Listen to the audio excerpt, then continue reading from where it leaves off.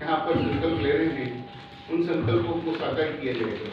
उसी निमित्त प्रदेश संगठन के निर्देश पर आज भारतीय जनता पार्टी के मीडिया सेंटर पर हमारे अध्यक्ष आदरणीय जिलाध्यक्ष श्री रविंद्र जी शिवानी प्रेस को संबोधित करते हुए अपने घोषणा पत्र पर अपनी प्रतिक्रिया व्यक्त करेंगे। मैं आपका स्वागत करता हूँ। साथ ही हमारे जिला के प्रभारी श्री वंशीलाल जी साहब का भी अभिनंदन करता हूँ। हमारे प्रदेश के सहकारिता प्रकोष्ठ के संयोजक आदरणीय प्रमोद जी सामंत का भी स्वागत करता हूँ। आप सभी का स्वागत करते हुए आदरणीय रविंद्र जी विश्वास से निवेदन करता हूँ, कृपया सहकारिता प्रकोष्ठ के आदरणीय प्रमोद जी सामंत, हमारे प्रभारी आदरणीय वंशीलाल जी,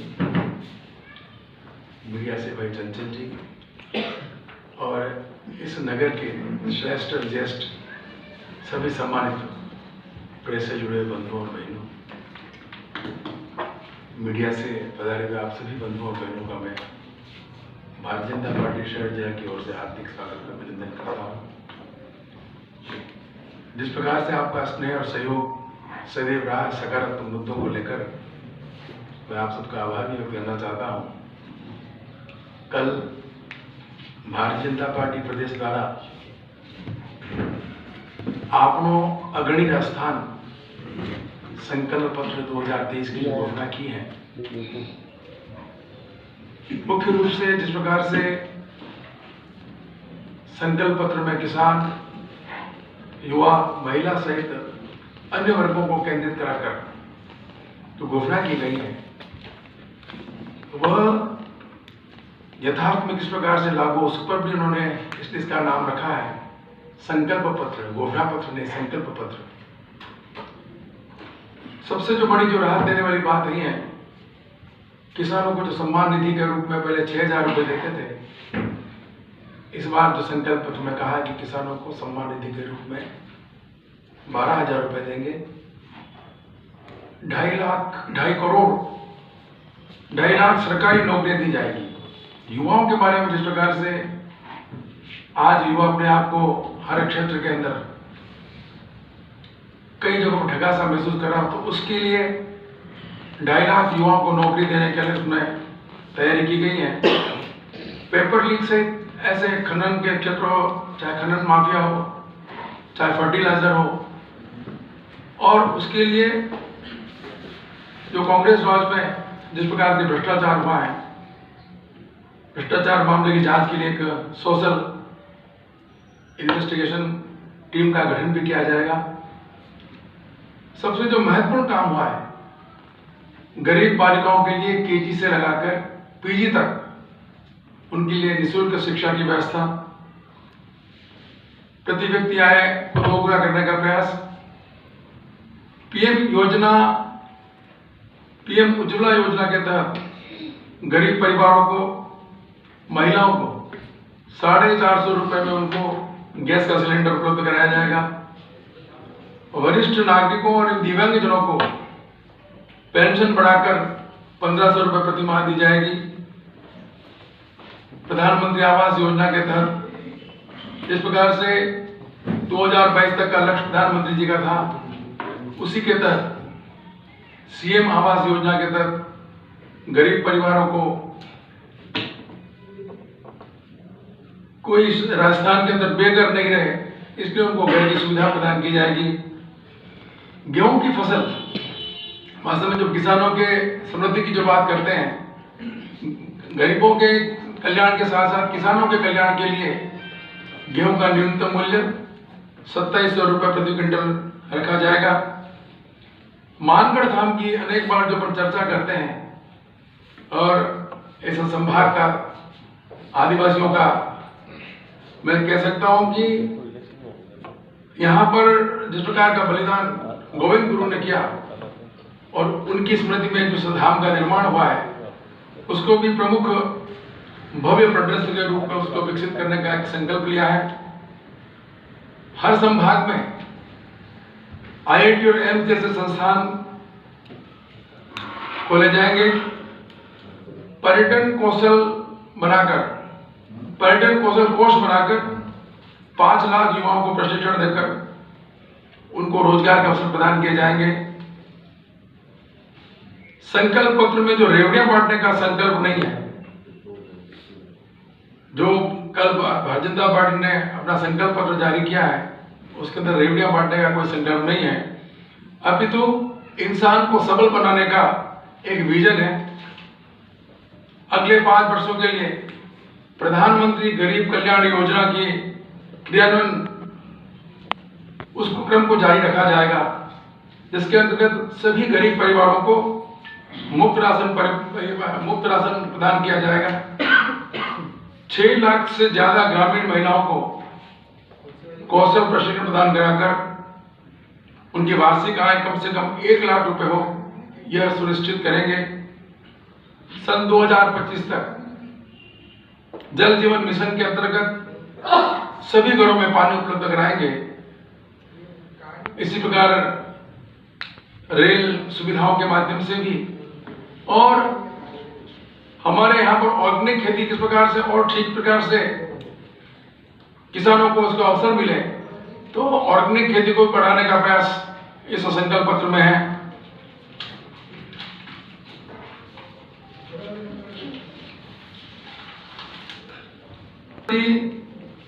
स्वतंत्रता सेना के बलिदान के प्रति मानगढ़ धाम के मेरे बारे में आपने अभी आपके सामने बात रखी है।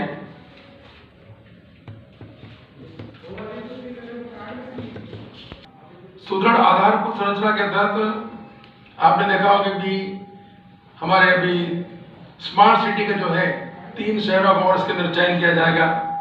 और कांग्रेस सरकार के कार्यकाल में जिस प्रकार से बिजली का जो संकट आपने देखा है, उस बिजली संकट के निवारण के लिए 24/7 बिजली सुनिश्चित हो, यह भी इस संकल्प पत्र में बात हो रही। कुल मिलाकर यदि चर्चा की जाए, गरीब युवा, महिला सशक्तिकरण और आधार विकास पर विशेष ध्यान दिया है। मेरा मानना है कि जिस प्रकार से इस गहलोत शासन में भ्रष्टाचार से लगाकर किसानों की कर्ज माफी,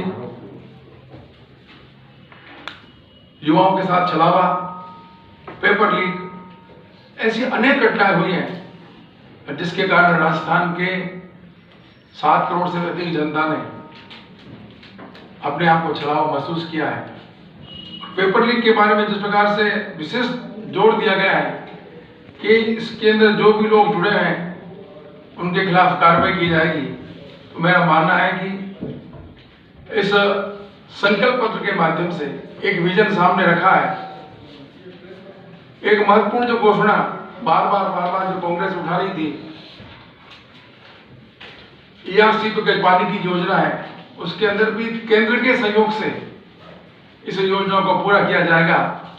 तो मेरा मानना है कि यह संकल्प पत्र तैयार करने में माननीय अर्जुन राम जी मेघवाल जी ने, प्रदेश नेतृत्व ने जो संकल्प पत्र तैयार किया है, वह राजस्थान वासियों की आशाओं को पूरा करने का प्रयत्न होगा उसके माध्यम से। और भारतीय जनता पार्टी की जो कथनी और करनी में किस प्रकार का अंतर नहीं है, वह भी इस संकल्प पत्र के माध्यम से उन्होंने प्रकट किया है। मैं आप सभी बंधुओं और बहनों का बहुत हार्दिक स्वागत अभिनंदन करता हूं। आप सभी का समय समय पर जो सहयोग और इस उदयपुर के विकास में भी जो विजन आप लोग रखते हैं, और मैं सोचता हूं गरीब युवा के लिए और किसानों के लिए एक जिस प्रकार का एक विजन तैयार किया है, क्योंकि कांग्रेस शासन में ये सभी वर्ग अपने आप को ठगा सा महसूस कर रहे थे और उन बातों को ध्यान में रखकर बार बार जन आंदोलन भी हुए थे। विभिन्न आंदोलन के माध्यम से जनता के पास भी बात है कि ये सरकार हर मामले पर फेल हुई है। कुशासन, भ्रष्टाचार, जंगल राज, इस प्रकार का एक वातावरण इस सरकार ने निर्मित किया है। अब समय आ गया है इस संकल्प पत्र के माध्यम से जनता के बीच, और ये जो संकल्प पत्र के अंदर जो बिंदु आए, ये जनता से जो जनता के द्वारा जिस प्रकार के सुझाव आए, उन सुझावों के इसके अंदर प्रदेश नेतृत्व ने तैयार किया है। मेरा मानना है कि भारतीय जनता पार्टी का जो संकल्प पत्र है, आने वाले 5 वर्षों में जिस प्रकार का विजन लेकर इसमें अपने एक जिस प्रकार का विजन रखा है, इसमें प्रदेशवासी निश्चित रूप से इससे अपने मन के अंदर भी प्रसन्नता का अनुभव करेंगे। और इसके अंदर ये विशेष तौर से सर्वे भवन्तु सुखिनः सर्वे सन्तु निरामया इस पर टिकेगी। क्योंकि आप देखिए जिस प्रकार से 1,50,000 का जो ऋण अतिरिक्त 1,50,000 करोड़ का जो अतिरिक्त ऋण इन 5 वर्षों के अंदर आम जनता पर जो कर्ज डाल दिया है, और मैं सोचता हूं कि 70 वर्षों में जितना कर्ज लिया केवल और केवल इन 5 वर्षों के अंदर 40% से भी अधिक कर्ज लिया है। ये इस बात को दर्शाता है कि ये निःशुल्क और जो कर रहे हैं आम जनता पर उसका कितना भार पड़ रहा है, कर्ज के दबे वो कर्ज का जो भार है, और इसलिए मुफ्त रेवड़ियां ये कई प्रकार है। ये इस बात को भी दर्शाता है कि किस प्रकार से गहलोत सरकार का आर्थिक कुप्रबंधन था। कोई नहीं, हमारे संस्थान खुलेंगे हर जिले के अंदर, एक मेडिकल कॉलेज के लिए भी इसमें इलाज के लिए भी आपने देखा इसके अंदर सस्ती दवाएं किस प्रकार से सुलभ हो, और सस्ती दवाओं का भी इसके अंदर उल्लेख किया है। हमें कुछ न कुछ योजना लेकर आते हैं, लेकिन जिन योजनाओं के माध्यम से चाहे चिकित्सा हो, चाहे शिक्षा हो, चाहे अन्य क्षेत्र हो, जिनके माध्यम से आम लोगों को लाभ मिले, ठीक है सरकार ने वसुंधरा जी के समय में कई प्रकार की योजना, लेकिन उनको नाम बदल दिया उन्होंने।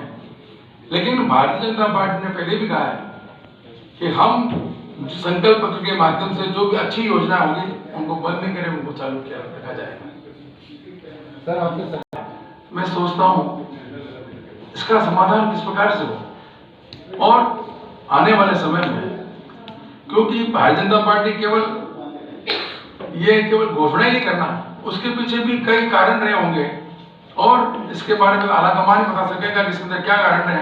लेकिन ये एक बहुत महत्वपूर्ण विषय है, और इस विषय पर भी विचार विमर्श कराकर जनता की मांग के अनुसार इस पर भी बीजेपी कोई निर्णय करेगी। कर देंगे। अभी क्या है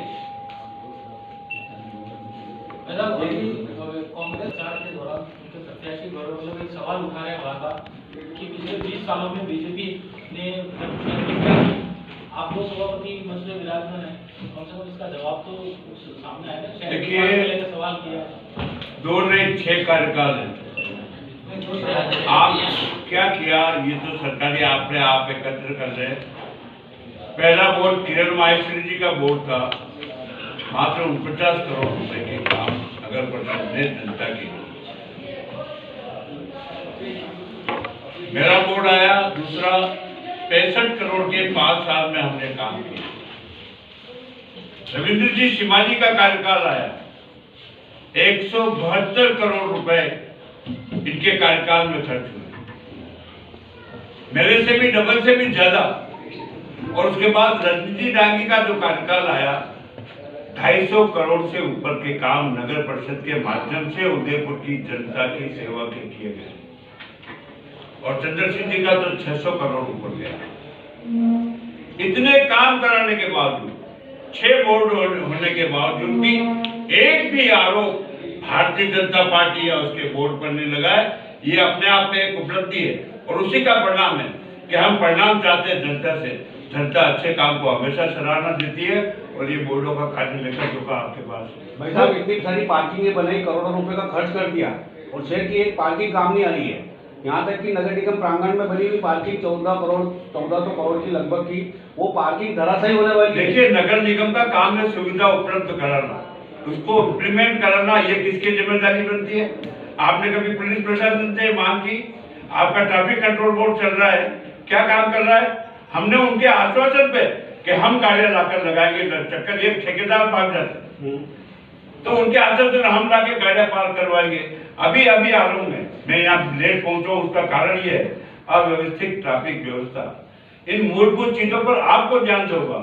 निर्माण कराना नगर परिषद का काम है, लेकिन ट्रैफिक किसको देखना, ये कंट्रोल जिनके हाथ में, उनसे तो कभी कुछ पूछा जाता नहीं। भाई साहब निगम भी तो अपनी राजस्व की झोली भरने के लिए निगम के पास ऐसे सिपाही है क्या जो जाकर गाड़ी पकड़ के ठेका सस्ता करे ना, 100 रुपए की पार्किंग कौन देगा? महंगा सस्ता नहीं है। देखिए लागत कितनी बनती है उसका भी तो अंदाज लगाओ आप। जनता की सेवा के काम हो रहे हैं, सामने प्रत्यक्ष हो रहे हैं और जनता इससे प्रभावित हो रही है, दुष्प्रभावित होती है, तो आपको देखना है। सर जो खाली पड़ी है उसके लिए रेट कम करोगे तो कुछ तो है होगी। रेट तो कम है, कितनी है, कितनी रेट है, कहाँ ज्यादा है ये बताइए आप। आप बता सकते हैं कहाँ किसकी रेट ज्यादा है? सवाल ये, जनता में जब तक स्वयं प्रेरणा नहीं आई, हम इस बात का भी प्रयास कर रहे हैं, स्वयं प्रेरणा ने पार्किंग की जगह व्हाइट लाइनिंग कर रखी है, उसके बीच करे वो व्हाइट लाइनिंग तो दुकानदार की गाड़ियां, उसके बाद भी वहाँ पर जो व्यवस्था है, ट्रैफिक व्यवस्था जिनको देखनी है वो देखे इस बात। जिलों की नगरी को ठेला नगरी बना दिया है, पूरे शहर में ठेला हो गए। 2873 लाइसेंस है, 16,000 से ज्यादा ठेले उदयपुर में।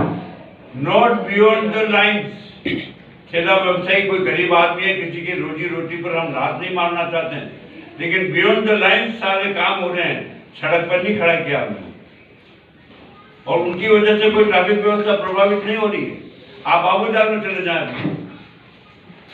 लाइन तो बड़ी पड़ी है और सड़कों पे गाड़ियां खड़ी, ना मर गया जैसे लाइनिंग बनी है ट्रैफिक रूल्स के लिए, आधा इधर चलेगा आधा इधर से आएगा, तो कम से कम उसको फॉलो कराने के लिए कोई नगर परिषद काम करेगी, जिनके जिम्मे ये व्यवस्था वो बात देखे, जिसको ट्रैफिक कंट्रोल करना है वो ट्रैफिक कंट्रोल देखे। दुकानदारों ने अपने सामान पाके सड़क पर इंतजाम कर रहे हैं। आपने बताया कि 1,40,000 करोड़ का स्वयं अशोक गहलोत जी ने इस बात को कहा है कि यदि भारतीय जनता पार्टी शासन में आती है तो हमारी योजनाओं को बंद कर देगी। माननीय प्रधानमंत्री जी ने स्वयं कहा है जो जनता के लिए लाकर कुछ योजना ऐसी है जो खाली चुनाव में वोट इकट्ठा करने के लिए दी गई है, लेकिन वाकई में जो जनता में प्रभाव डालती है उन सेवाओं को भारतीय जनता पार्टी की सरकार कहीं नहीं रोकेगी और जो खाली चुनावी वादे है उनके लिए सोचा जाए। सर कन्हैयालाल हत्याकांड में जो हुए उनको फांसी की सजा मिलेगी या नहीं मिलेगी? देखिए ये विषय यहाँ का नहीं, ये विषय जिनका है। सर आने के बाद आपके सामने देश की बहुत बड़ी व्यवस्था है, खाली कन्हैयालाल हत्याकांड ही नहीं है। उदयपुर की तो है ना? उदयपुर की है तो उदयपुर ने जो NIS काम कर रही है, जिस तरह से काम कर रहे हैं, हमारा कन्हैयालाल की हत्या क्यों हुई हमारा विषय ये नहीं है। हमारा विषय ये सरकार की अनदेखी की वजह से कन्हैयालाल की हत्या हुई है। सजा तो मिले, सरकार को मिले, मैं तो कहता हूँ कन्हैयालाल की हत्या की घटना होती भी नहीं, लेकिन 3 बार रिपोर्ट देने के बाद FIR दर्ज कराने के बाद कोई कार्रवाई सरकार की तरफ से नहीं गई, तो ये अंदर वो परिणाम हुआ है। इसमें मामला न्यायालय में चल रहा है और NIA द्वारा इस वक्त पेशी की जा रही है और राजस्थान की नहीं आगे हिंदुस्तान के लाखों लोगों की इच्छा है। सर गौरव वल्लभ जी जो कह रहे हैं कि बीजेपी के कार्यकर्ता थे वो, देखिए आरोप लगाना बहुत सरल है। आप सब लोग यहाँ खड़े हैं, फोटो खिंचवा ले, यहाँ पर कोई भी आके फोटो खिंचवा ले, उसके आपराधिक पृष्ठभूमि की जांच तो नहीं की जा सकती। आज मुझे बताइए कि प्रधानमंत्री मनमोहन जी के साथ मुझे किन लोगों की फोटो आई, पेपर लीक में कौन कौन लोग थे, प्रदेश अध्यक्ष के साथ। हम तो चाहते हैं कि आपके राज्य में वो कार्रवाई पूरी होगा, हम तो ये चाहते हैं। निश्चित रूप से होगी और मेरा मानना है कि जिस प्रकार से इन्होंने जो कृत्य किया है, नहीं तो अपनी कार्रवाई, न्यायालय भी अपनी जो कार्रवाई कर रहा है और न्यायालय निश्चित रूप से बीजेपी सरकार करे, हम तो ये देखते हैं। बीजेपी इसमें सरकार ये काम है न्यायालय का, और न्यायालय में यदि कोई प्रकरण चल रहा है तो उसका फैसला न्यायालय होगा। घोषणा पत्र के अंदर नवजात बालिका को 2 लाख का ऑप्शन हमने लिखा है, तो क्या प्रावधान है उसका, कैसे मिलेगा नवजात बालिका के लिए? इसके अंदर पूरा भी एक अमुक इतने वर्ष पे इतने आज किसके रूप में राशि प्रदान की जाएगी, हमने भी घोषणा पत्र को चरणबद्ध इनको राशि प्रदान की जाएगी। गौरव वल्लभ जी ने जो 7 गारंटियां सरकार की उनको गिनाई और 4 गारंटियां अपनी ओर से शायद वो दे रहे हैं कि मैं वार्डों में शुद्ध पेयजल दूंगा, मैं तारों का इंतजार करा दूंगा, सफाई करा दूंगा, इस शहर को वर्ल्ड क्लास सिटी बना देंगे, स्मार्ट सिटी में कोई भ्रष्टाचार की जांच कराएंगे। स्मार्ट सिटी के लिए भी आप पत्रकार यहाँ बैठे हैं, एक कंसेप्ट क्लियर कर रहे हैं। देखिए 2018-19 तक तो कहीं पार्टी मानती है कि हमारे नगर निगम के राज में कोई कमी रह गई शहर नहीं, उनका कहना क्या है। इसका काम यदि किसी के शासन में हुआ तो नरेंद्र मोदी जी ने 2220 करोड़ रुपए की लागत से इस रोड गेज के काम को पूरा किया है। रोडवेज का काम पूरा हुआ तो दक्षिण से हमारे यहाँ पर रेल सुविधाओं का विस्तार हुआ है, वहाँ से दक्षिण से रेल सेवाएं जुड़ेगी। रेलवे और हवाई सुविधाएं, हवाई सुविधाओं की बात करें तो 2007 और 8 के अंदर हवाई अड्डे के विस्तार के लिए जो भूमि की आवश्यकता थी और उसका अनुदान देना, तभी वो हमारा जो आगे वाली केंद्र सरकार से उसमें पैसा मिलता, उसमें नगर परिषद द्वारा 2 करोड़ रुपए एयरपोर्ट के अंदर जमीन अधिग्रहण के लिए दिए गए। यहाँ का बोर्ड था इसलिए दे सके। अब बात ये करते हैं 2008-2009 में हम सभी लोग अच्छे से परिचित हैं, अमान परिवर्तन की कितनी बात उठी, कितने मंचों से लोग बातें कही गई, केवल और केवल वहां पर शिलान्यास का पत्थर लगा और राशि भी कितनी दी, 5 लाख 10 लाख, लेकिन 2220 करोड़ रुपए, 2 लाख, ये जो इतना 2220 करोड़ रुपए जिस प्रकार से इस मेवाड़ के 8 हमारे विधानसभाओं के विधायकों ने अपनी राशि से भी यहाँ पर राशि प्रदान की है, उसके कारण आज MP गार्ड वाला क्षेत्र 26 हेक्टेयर और जमीन हमने इस खेलगांव के लिए दी है। 52 हेक्टेयर जमीन आज खेलगांव के लिए है। तो वहां पर उस समय भी अनेक जो खेल सुविधा है उनके विस्तार के लिए, चाहे हमारे तरणताल की सुविधा हो, चाहे एस्ट्रोटर्फ हॉकी का मैदान हो, तो प्रधानमंत्री नरेंद्र मोदी जी जो पैसा लगा है हमें इसलिए लगा कि उपनगरीय क्षेत्र से आने वाले लोगों को चक्कर लगा के इधर नहीं आना पड़े। कई लोग उसका वास्तव में उपयोग भी करते थे, उनके लिए लाभकारी भी था। आप हमारे शहर का सौभाग्य देखिए कि नरेंद्र मोदी जी ने और रेल मंत्री अश्विनी जी ने हमारे सिटी से कायाकल्प करने के लिए जो राशि मुहैया कराई है, मैं सोचता हूँ कि राजस्थान के अंदर जिस प्रकार से रेल सुविधा, नेशनल हाईवे और अपना हवाई सेवाओं के लिए जो विस्तार के काम हुए हैं, भूतोन भविष्य थी पूरा 2-2 किलोमीटर का चक्कर लगाकर मेन जो हमारी जयंती वहां पर आना पड़ता है। मैं सोचता हूँ एक बार कोई निर्णय कराकर जो काम को किया है तो बहुत सोच समझ कर किया होगा और आने वाले समय में उसका वापस उपयोग होगा। शिवराज जी एक बात बताएं, अभी आप थोड़ा बात कर रहे हो गया कोई बड़े नेता उसके आगे नड्डा जी का प्रस्तावित है कार्यक्रम कल करता हूँ को लेकर के केश सब जगह विश्व में चौराहे छोटे होते हैं और सड़कें बड़ी होती हैं, जबकि अपने सूरजपुर में जो बीच का एरिया है वो बड़ा है और सड़कें बहुत छोटी हैं। जैसे ट्रैफिक तो एक बात बताइए क्या वो जो पार्किंग बनाई है आपने कारों के लिए, मैंने अगर 2 से ज़्यादा वहाँ कार नजर आ जाए तो मेरे को फोटो खींच के भेजो। अभी बंदा खड़ी किया नहीं तो मैंने कहा, मैं तो वो बात कर रहा हूँ। एक बड़ी डिस्टेंस होती है, चौराहा एक पर्टिकुलर जगह होती है, जितना आप धंधे से करोगे। इस बार की दीपावली आपने फुवाना, शोभापुरा और चौराहे की देखी, अब आपको रोड करनी थी 1 किलोमीटर 2